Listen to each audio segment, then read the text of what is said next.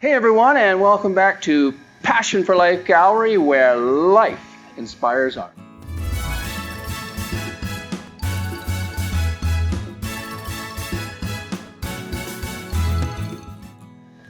And I must say, occasionally, life inspires me to come up here to the Passion for Life Gallery workshop.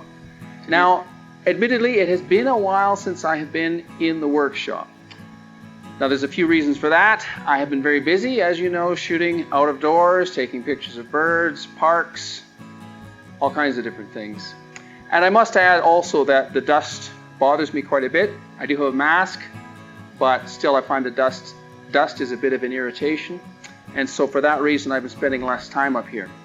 However, why am I back here today? Some time ago, I did a video on the Wolfcraft clamps. And I said that they were the best picture frame clamps available. Okay, that might have been a bit of exaggeration.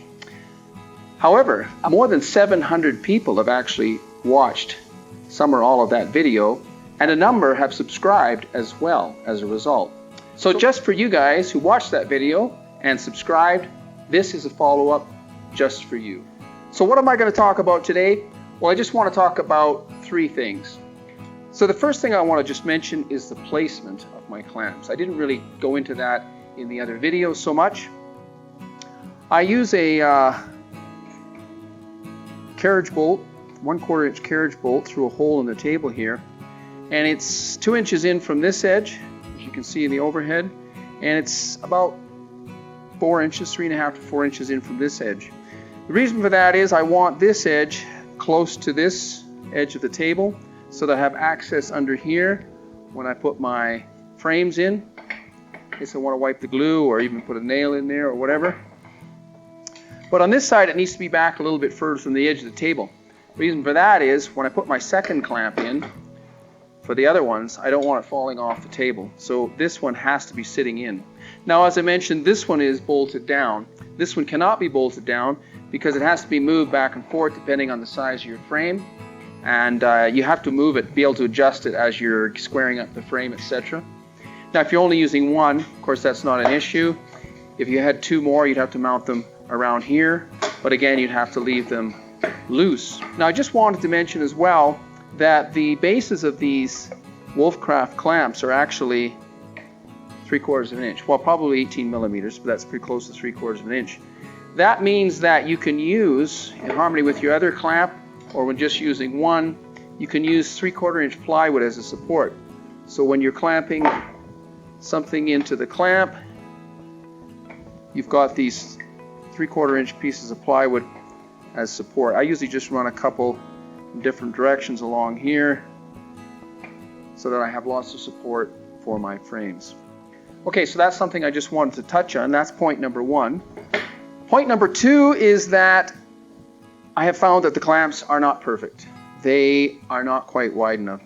They're limited to, I can just show in the overhead here. Yeah, as you can see, hopefully in the overhead, 2.5 inches. But that gives you no room for play. So the maximum you're going to get in here is actually about 2.25 inches. So that's okay for my floating frames, which are just 1/2 inch plywood, or smaller picture frames.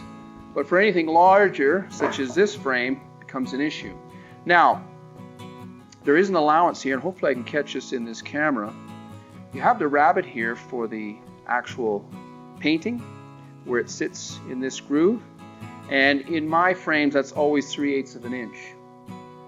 So, because I have that extra 3/8 of an inch, rather than putting the frame down inside, I can sometimes mount it up on top. Like this, that gives me a little bit of extra room, which means I can usually make a frame about 2.5 inches wide across here. Now you'll notice on these particular frames, again, hopefully it picks up in the camera, there's a really heavy bevel on this one side. That makes the picture frame look a lot lighter, gives you a shadow around the frame as well. But that means that they're very difficult to clamp. You may be able to see it in this angle. If I put that right in there, well, this one won't even fit in there. You don't have a whole lot of room. You don't want to flip the frames over either, because this is the good side, the front side, and that's the side you want to be working from. and that's the side that's the most important, so you want to have that on top. And if you mount it up here again, as you can see in this angle, there's just simply nothing to clamp to. So they're not perfect. I'm very happy with them. Just for wider frames, they're a bit of an issue. Now I'm working on a solution to that. Some different jaws that will sit in here, and that's an ongoing project. If I ever get them built, I'll be sure and let you know. So the last thing I wanted to mention about these clamps, I didn't mention it in the other video because I was talking about picture frames, but every carpenter has to build a box at some point in his life, whether it's for storage or whatever. But you can imagine if I've got two pieces of plywood like this, and I'm trying to put these together, so you get the best angle there. Just holding these two pieces and trying to nail them together, I mean, it's impossible. You're going to have to use clamps of some kind, obviously. But you'll note with these clamps, I put my 3/4 inch piece of plywood there. I'm just going to support that one temporarily. I have another 3/4 inch piece of plywood here. Support this end. And hopefully you can pick this up in the overhead. I just put this one in first and extend it past the other sheet. Then I push this sheet up as tight as I possibly can get it. Hopefully making sure that the bottom is flush. Once I have that as tight as I can get it, I snug that one up. You want that as tight as you can possibly get it. Then I back this one off. I'll put my glue on this surface, and then I'll line this one up. It has to be lined up at the bottom, so it's just flush there, and then just tighten the clamp up. Now, I would normally, for cabinets or anything, just put a couple of brad nails in here to hold it, and then add some screws. If you don't want any brad nails or screws in there, you're going to have to find another clamp, either your other Wolfcraft, and put it on top and clamp it together that way so you can be nail free. So I just wanted to point that out as one of the other amazing things about these Wolfcraft clamps. Okay, so before I go, I have one more thing I just want to show you. An upcoming project that I'm hoping to do and make a video of it here for Passion for Life Gallery workshop.